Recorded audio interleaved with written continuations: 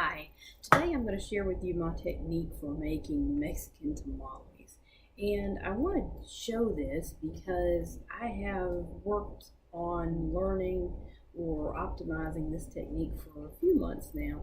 And I feel like I've learned some tips that I've taught myself that maybe you wouldn't find in a recipe book. So I want to share those with you in order to help other people be successful in making tamales. And they really don't have to be as difficult as people make them out to be.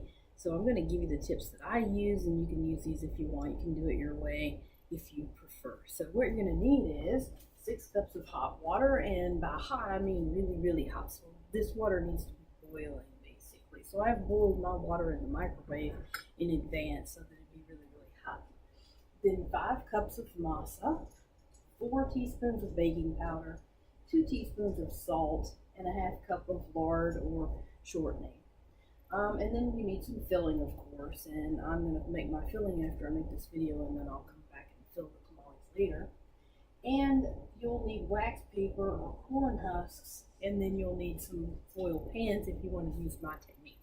Now I use wax paper. I'm going to use this patty wax paper because it's small. It'll make small tamales, but what I want to do is make some tamales that I can steam in my roaster rather than in a pot on the stove, because I like to use my little pan with the slots in it in the roaster, and I think it comes out really well that way. Okay, so I'm going to use these foil pans, and that's a little tip that I have, so I'll show you that later. Okay, so I've got the salt. I'm going to add to the masa that I've already poured in this bowl, and the baking powder. Now, there is a difference in my recipe, and that is that I use a little less masa than I do water, and that's because I think that the dough gets a little bit too thick and hard to work with if you use equal amounts of masa. But that can depend on which type of masa you're using. Some of them seem to fluff up a little bit more than other types. Okay, so I've poured in the dry ingredients, and I'm going to then pour the hot water in the bowl that I'm going to work in. This is a large bowl, so I don't want to pour this just straight into the masa. It'll be difficult to stir. So I'm going to pour it into the bowl. You can see this water is steaming. And now I need to add the lard. I'm going to add the lard to the water. And the reason that I do this is because the lard is stuck now inside my measuring cup, and so by adding it to the water, it will heat up and then come out. Out of the measuring cup, and kind of clean the measuring cup out a little bit so I'll be able to get it all out. Usually this works. Probably for me today this will work because it's my luck. Maybe I'll have to get it out a little bit with my spoon here in a minute. This is what I normally do, but today it isn't going to cooperate. There it goes. Okay, so I'm storing in the lard into the hot water. That way I can distribute it more easily in the water. And you can use vegetable shortening if you prefer. I prefer to use lard because I don't like vegetable shortening because it's processed, and I feel like lard is more natural and less processed. And so, of course, traditional Mexican tamales use lard. Anyway. Okay, so I have the lard stirred in to the water, and then what I'm going to do is add this masa just a little bit at a time. I'm going to add it a little bit and then stir it in. So I'm only adding about 1/4 of the masa. I wish I had a glass bowl that was large enough for me to allow you to visualize this a little better, but I don't. I only have these big plastic bowls, but I do have some glass bowls. They're just not quite big enough. So I've added this in. I get kind of a soupy mixture, and then I'm going to add a little bit more at a time until I get it all stirred in. Because if you try to pour the water directly into the masa, you probably won't be very successful with that.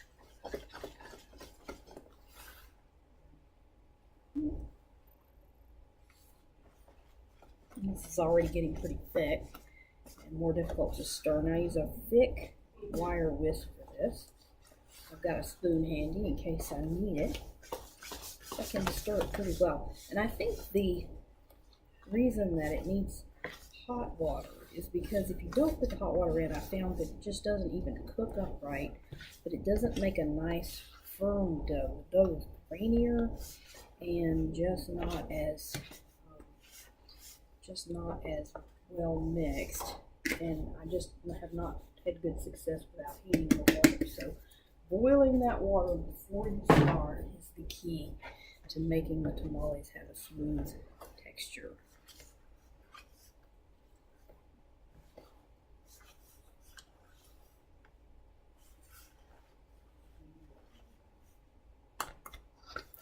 Now the next thing that I do that makes my tamale technique different from what you'll see in a recipe book is these full pans. And what I'm going to do with the pans is line them with wax paper and then press the tamale dough thin in the pan.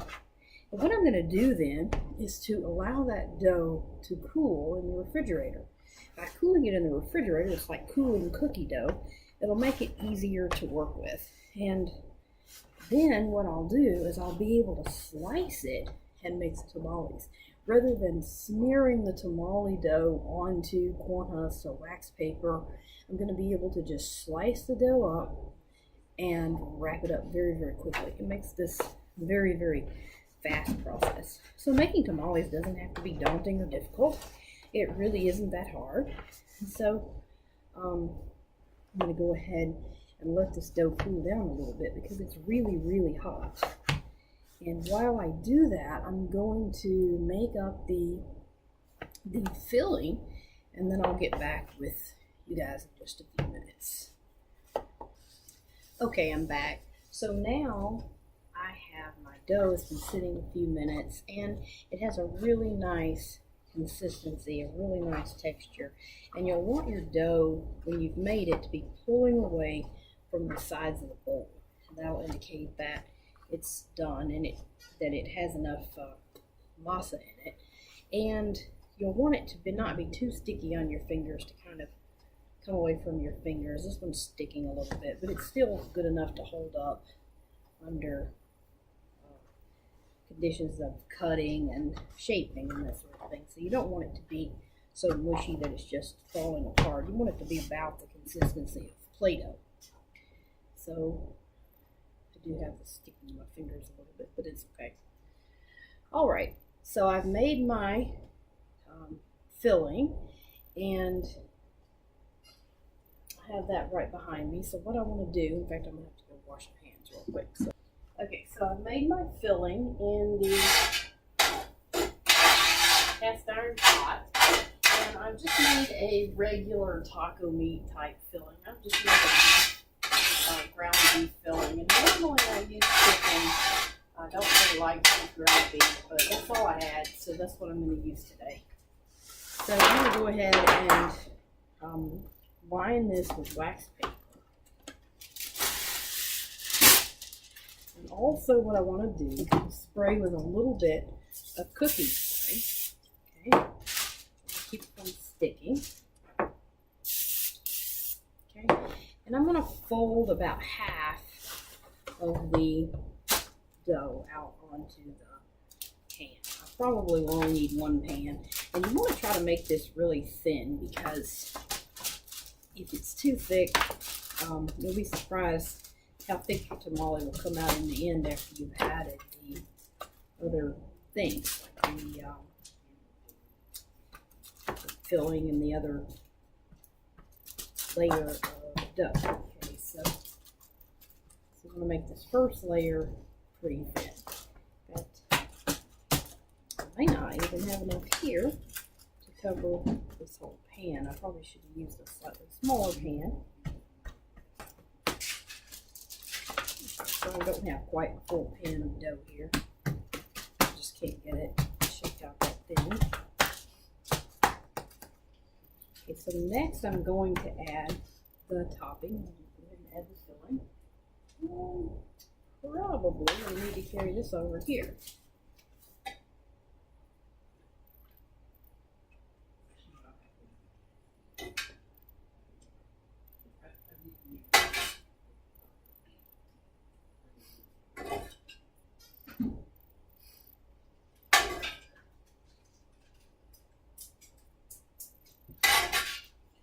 thing that you can do with this meat is, another thing you can do with your masa is you can make pupusas out of the masa, and that way you can have them just the same day that you make the masa. But the way that I make the tamales, really the dough needs to be made the day before you want to have your tamales, because this dough needs to sit in the refrigerator overnight.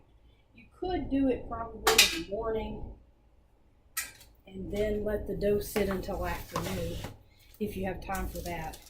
But it's better, I mean, it's easier just to go ahead and allow that to sit overnight.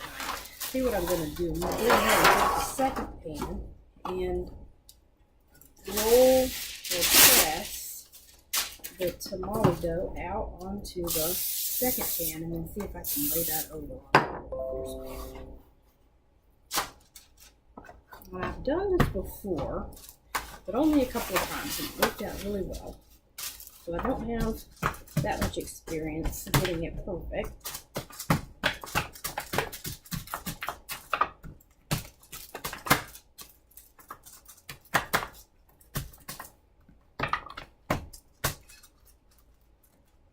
Tamales come out great because they're much easier to put into the wrappers this way. So having that dough chilled makes it so much easier to put the dough in the wrapper. But if you want to go ahead and have it today, you know, if you're making your tamales and you want them the same day, then you can just go ahead and put them straight into the wrapper. You don't have to and chill the dough. Go. Move this down a little bit. Making too much of a mess. That didn't work out too well.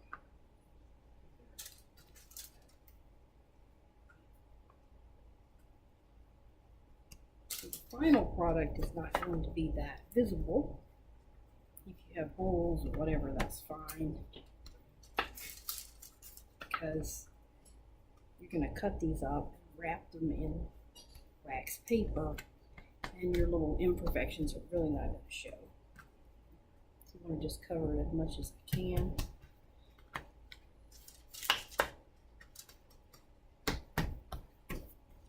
Okay, I'm going to cover the second layer with wax paper, and so put this on top and let that sit until it's chilled.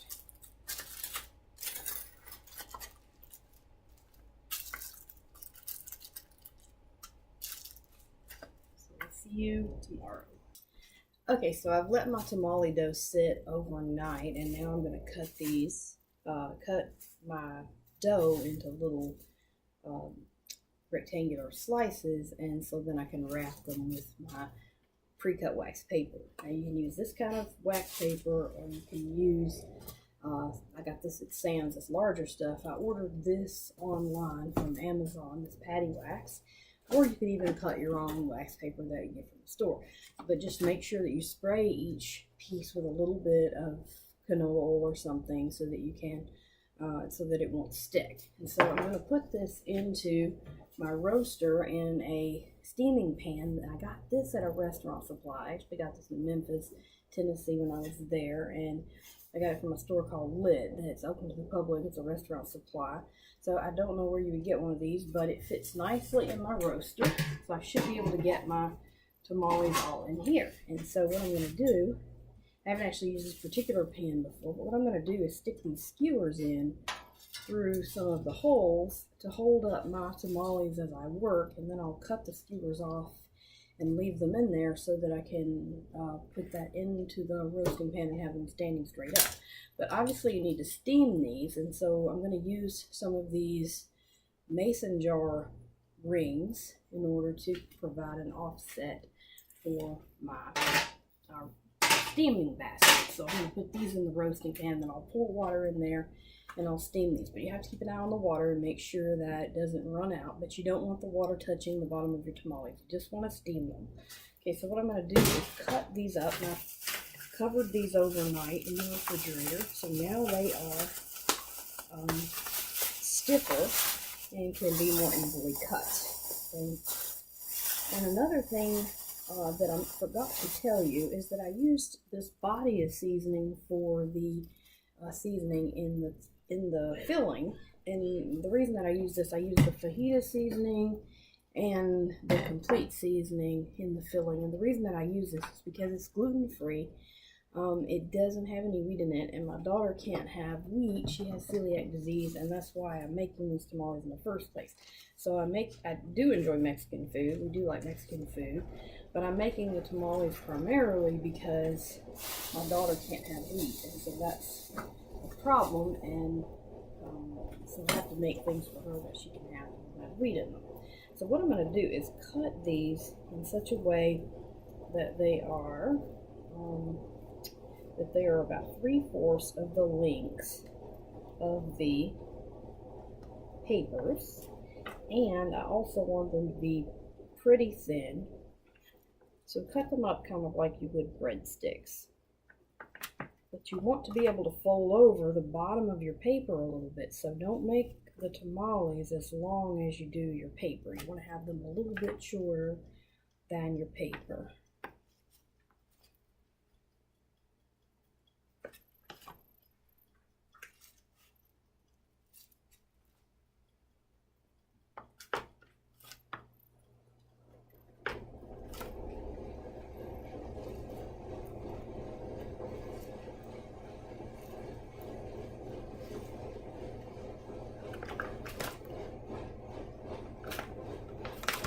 And you can see this really doesn't take very long compared to the time it traditionally takes to make tamales. Now, if you're in a hurry, you can use that same recipe that I have for the dough, and you can just go ahead and put this into your papers. And you can use corn husks as well. You don't have to use wax paper. But I'm going to make these a little bit shorter, so I'm going to make it where I can fold it over a little bit. So I want these to be about this long.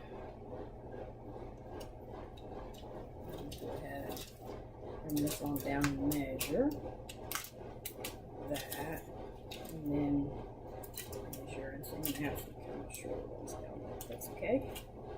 That's about right. So you can see I get a lot of tamales out of this recipe. Now, if you want, you can half the recipe. You don't have to use that whole recipe. I just like to make some up in advance, and they do freeze well. So we're able to have these to take for lunches or just to have at home. I have such a big family, they'll probably eat all these today, but they do freeze really well. So we want to spray the paper and take a little tamale and set it over into the paper, just like that. So this is really pretty quick, and you can get kind of a rhythm going, and you can make these up pretty fast. And then we're going to set this upright so it's folded at the bottom so that nothing leaks. We're going to set these upright into our pan. So I'm going to set them like that into the pan behind the skewer so that they hold up and don't fall over. So this is going to be pretty straightforward from here on out. Probably should get something I can spray these on so that I don't end up with canola oil all over these. So I'll get a little cutting mat to spray my canola oil so that I don't have canola oil all over the counter here. And this is pretty straightforward, and you can get help from the family with this. It can be a fun family activity. So these just roll over, and you have them with a nice little tamale.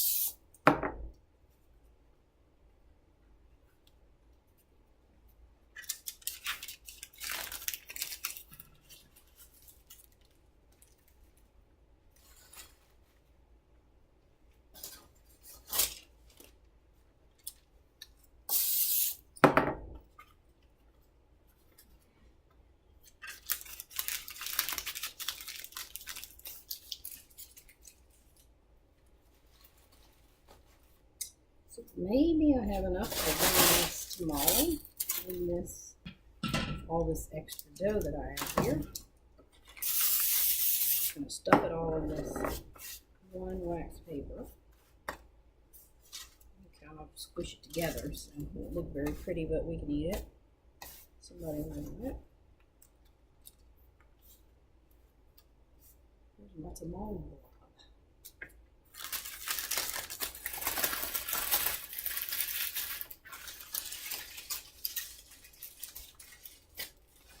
So again, that took me about a little over 20 minutes, and I think that was quicker than trying to make these up individually. You could probably get a little faster at it as you get more practice. And I've only done it this way by 3 times, but I think that was definitely quicker than doing these, spreading the dough out and putting the filling in one by one, because this takes a really, really long time. I don't know if you would want to serve these at a restaurant because they're not as pretty as the type of tamales you get at the store, but they taste the same, so that's all that really matters to me. So thank you for watching. If you like the video, hit like. I don't put out a lot of videos, so you can subscribe if you want. I might do some more cooking videos or some other kind of videos. I teach chemistry, so I might do some teaching videos coming up. So thanks for watching, and have a nice day. Alright, let's see how our tamales are shaping up. I've roasted them or steamed them for 3 hours in the roaster, in the steaming basket, and while I was steaming them, I covered them with this wax paper in order to keep water from dripping off the lid down on the tamales. So I wanted to go ahead and show you that because I forgot to mention to cover them. So I just covered them with a sheet of wax paper. And so here are the tamales in the steamer basket. So I'm going to go ahead and pull one out now. Like I said, my setting was at 350 degrees, so they've steamed nicely for 3 hours. And so here is what the tamale looks like, and it doesn't look exactly like a tamale you get from the store. It does have some exposed filling. This side looks a little bit more like a tamale you get from the store, but it tastes practically identical. They're really good, and they're good to freeze and put up for later. So they're you know, to me, it's an easier way of making tamales. But you can also just use the dough recipe if you just prefer to make them the same day and spread the dough on the sheets.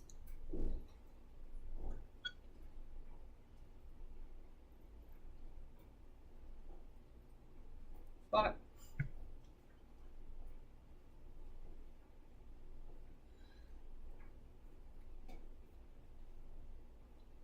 it's really good. They have a good texture, and you can also take these and fry them and skittle a little bit if you want to make them a little crunchier, cover them with chili or whatever you want to do. So thanks for watching my video, and I hope you have a nice rest of the day.